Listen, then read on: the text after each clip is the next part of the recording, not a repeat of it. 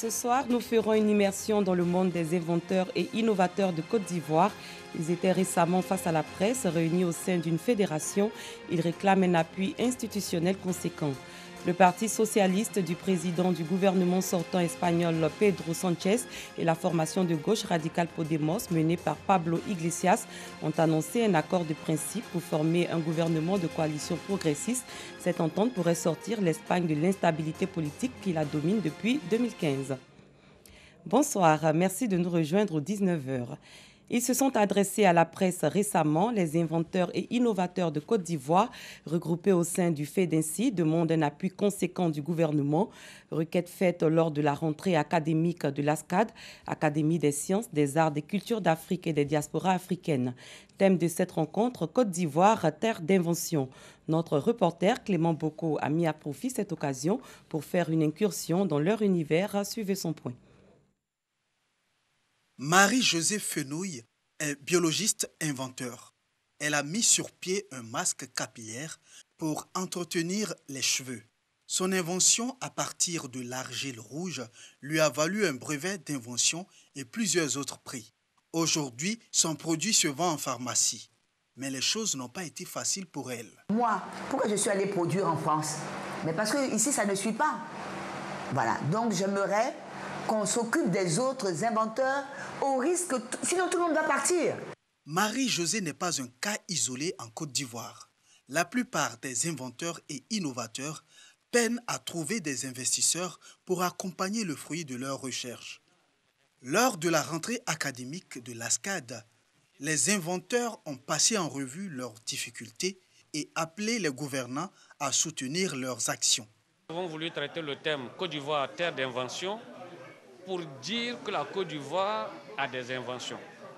Le problème de la Côte d'Ivoire n'est pas manque d'invention. Le problème de la Côte d'Ivoire est mauvaise gestion des inventions. Nous avons besoin que la volonté politique nous accompagne dans la valorisation de nos inventions, dans la lutte que nous sommes en train de mener pour impacter le marché, l'économie ivoirienne à partir de nos inventions. Ils appellent les décideurs à mettre en place un guichet unique de l'invention et de l'innovation. La Côte d'Ivoire compte plus de 300 brevets d'invention. Jusque-là, les tentatives pour l'industrialisation des trouvailles de ces inventeurs ont toujours été l'œuvre d'investisseurs étrangers. Direction le département de Dabakala, où 400 projets ont été élaborés par les jeunes. Ils s'inscrivent dans le cadre du programme social du gouvernement PS-Gouv. Pour soutenir cette initiative, le député de Dabakala, Abou Bakari Koulibaly, a mis à la disposition des jeunes de ce département un fonds d'investissement de 100 millions de francs CFA pour leur autonomisation. Hassan Khan, Kader Sogodougou. Le combat contre l'oisiveté et le chômage des jeunes s'intensifie sur le terrain. Dabakala, région du Hambol, 400 projets pour les jeunes de ce département dans le cadre du programme social du gouvernement PS-Gouv. L'agriculture et l'élevage sont les secteurs concernés. Pour soutenir et accompagner le gouvernement dans sa politique d'autonomisation de la jeunesse, des cadres s'investissent sur le terrain, notamment le député Abou Bakari Koulibaly. Il vient de mettre en place un fonds d'investissement de 100 millions de francs CFA pour les jeunes entrepreneurs de Dabakala. Déjà, un chèque de 20 millions de francs CFA est remis aux représentants des jeunes. Un grand soulagement pour les 300 associations que compte le département. Nous sommes en tournée pour interpeller, sensibiliser les jeunes afin qu'ils s'approprient du projet. Pour le parlementaire, il s'agit d'apporter sa contribution pour la bonne marche des actions gouvernementales. L'autonomisation des jeunes est au bout également. C'est un aboutissement d'un long processus que nous avions initié ici, donc un diagnostic participatif il y a quelques années pour identifier les idées des projets qui ont été montés donc, par les cabinets. Il était bon qu'au bout donc, de ce processus, nous mettions en place donc, un instrument de financement. C'est donc à terme, dans les 6 prochains mois, 600 millions de francs CFA qui seront mobilisés pour les jeunes donc, de notre département. À Mola Dioulasso, le représentant des populations à l'hémicycle a équipé le centre de santé avec des lits d'hospitalisation et un don de plus de 10 tonnes de ciment pour la construction du collège de Mola Dioulasso. Les populations expriment leur gratitude aux députés et surtout au président de la République Alassane Ouattara pour ses actions de développement dans le département. L'ONG Centre féminin pour la démocratie et les droits humains en Côte d'Ivoire, CEFSI, s'engage à faire du maintien de la jeune fille à l'école son cheval de bataille. Cette organisation suit et soutient depuis 3 ans les jeunes filles les plus méritantes du lycée municipal de Niakara. On en sait plus avec Soro Corona. Le taux de scolarisation de la petite fille connaît une progression dans les localités du nord de la Côte d'Ivoire. 60% des filles constituent les effectifs dans certaines écoles primaires. Cependant, au secondaire, le maintien de ces jeunes filles à l'école pose problème. Seulement 2 filles sur 10 scolarisées atteignent le niveau de la classe des terminales. Principale raison évoquée, les grossesses et mariages précoces, précarité des parents. Depuis 3 ans, l'ONG CEFSI, Centre féminin pour la démocratie et les droits humains en Côte d'Ivoire, a lancé son programme d'appui à l'éducation de la femme et de la fille dans le département de Niakara. Nous avons pensé à un projet pour accompagner ces jeunes filles-là. Donc ces filles sont d'abord recrutées sur 2 critères.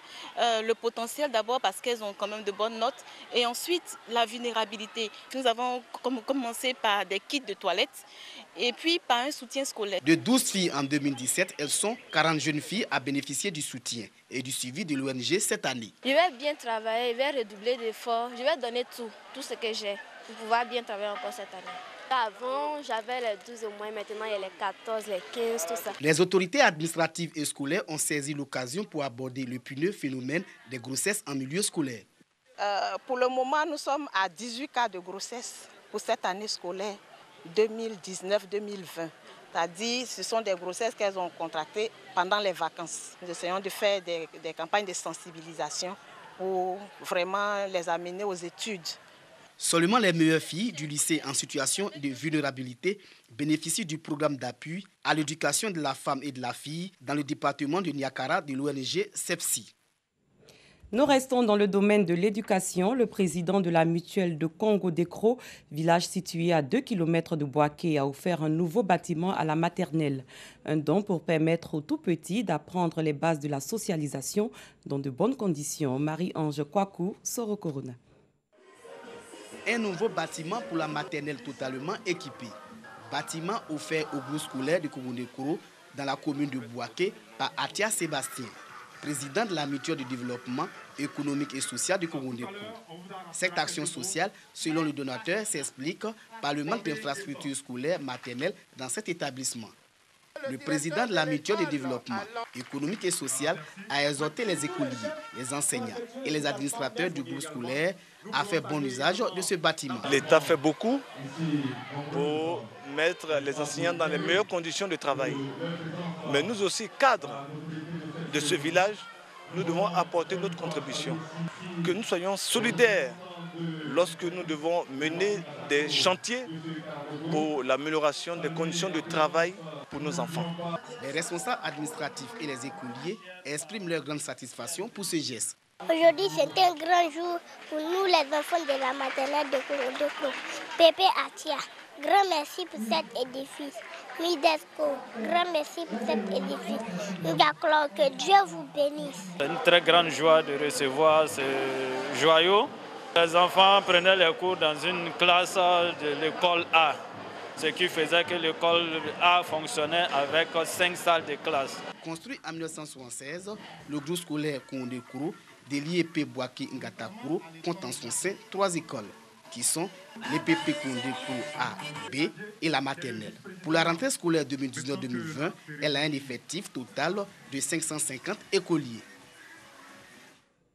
On met le cap à présent sur San Pedro. 1200 personnes, dont 300 enfants, souffrant de troubles de la vue, ont bénéficié de consultations gratuites. Cette action se situe dans le cadre du programme national de santé oculaire lancé par le ministère de la Santé et de l'Hygiène publique. La correspondance de Sam Kono. La salle Rotary de San Pedro pleine de monde. Et ce, durant 3 jours. 3 jours de consultation gratuite au niveau de la vue. Je suis venu regarder mon chien. Ça me gratte. Et si quelqu'un vient au loin là-bas, je ne vois pas son visage. Je vois de loin, mais je ne vois pas de près. Il faut corriger un peu la myopie. Voilà. comme ces deux patients, beaucoup de personnes à San Pedro ont des problèmes de vue causés par l'environnement, la poussière. Le constat d'un praticien. La majorité des gens ici à San Pedro ont des défauts de vision. Mais ici, en plus des défauts de vision, il y a des pathologies graves. La cataracte, il y a des glaucomateux, des pressions qui montent très fort dans les yeux. Et il faut dire aussi que les enfants souffrent des amétropies. 1200 personnes, dont 300 enfants, ont été consultées au cours de ces 3 jours. 200 lunettes offertes gratuitement aux enfants et aux personnes âgées. Je me sens bien.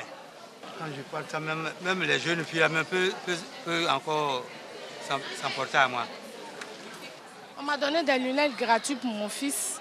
Je remercie l'ONG et je sais qu'à travers les lunettes, les yeux de mon enfant vont guérir et il va aller à l'école. Ces journées de consultation gratuites à San Pedro s'inscrivent dans le programme national de santé oculaire lancé par le ministère de la Santé et de l'Hygiène publique.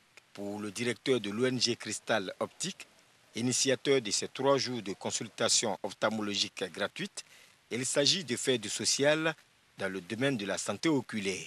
On est dans un programme du ministère de la Santé à travers le PNSO. Il nous demande avec le partenaire de l'OMS de mettre l'accent sur le social, cibler les consultations gratuites et les verres gratuits pour les enfants de 0 à 15 ans. Et maintenant, les personnes âgées, ceux qui ne sont pas dans la gamme, ils paient les prix forfaitaires. D'autres consultations gratuites dans le cadre du programme national de santé oculaire sont prévues dans les semaines à venir dans d'autres localités du pays. Ailleurs, les habitants d'un village malgache situé à quelques kilomètres d'Antananarivo sont décidés. Ils ne quitteront pas leur rizière pour faire un peu de place à la capitale qui étouffe. Le président Andry Rajoelina souhaite déplacer de quelques kilomètres une partie d'Antananarivo et ses 3 millions d'habitants. Nous vous donnerons plus de détails sur la question dans nos prochaines éditions.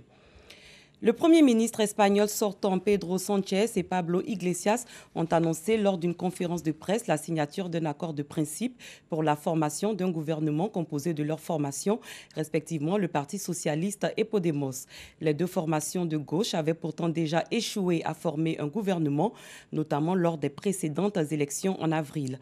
Le programme commun et la répartition des postes pour le nouveau gouvernement, Parti socialiste Podemos, seront fixés dans les prochaines semaines, selon Pablo Iglesias, après la signature de cet accord pour 4 ans pour la législature. Fin de citation. Les socialistes et Podemos disposent ensemble de 155 députés, alors que la majorité de la Chambre est fixée à 176 voix sur 350. 2 jours après sa démission, l'ancien dirigeant bolivien est arrivé au Mexique, pays qui lui a octroyé l'asile. Son avion s'est posé dans l'aéroport de la capitale Mexico après avoir fait escale à Asunción au Paraguay. Pour rappel, le 11 novembre dernier, il a été annoncé que ce pays avait accordé l'asile à Evo Morales. Le chef de la diplomatie mexicaine avait alors expliqué que son pays estimait que la vie et l'intégrité de l'homme politique étaient en danger. Cette édition est à son terme. Merci d'avoir été des nôtres. Très bonne soirée. À très bientôt.